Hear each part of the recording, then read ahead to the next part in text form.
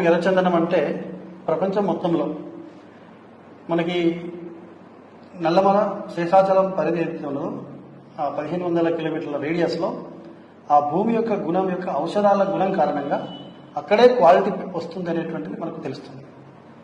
World మొత్తంలో ఎక్కడ కూడా ఇంత క్వాలిటీ వచ్చేటటువంటి క్రాఫ్ట్ రాలేదు.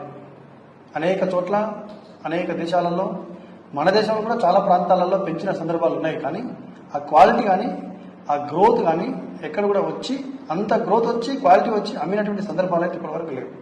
కేవలం ఆంధ్రప్రదేశ్లో ఒక 5-6 జిల్లాల్లో మాత్రమే ఈ నల్లమల శేషాచలం ప్రాంతంలో వచ్చేటటువంటి ఔషధ గుణాల కారణంగా అక్కడ భూమి యొక్క గుణంతోనే వస్తుంది.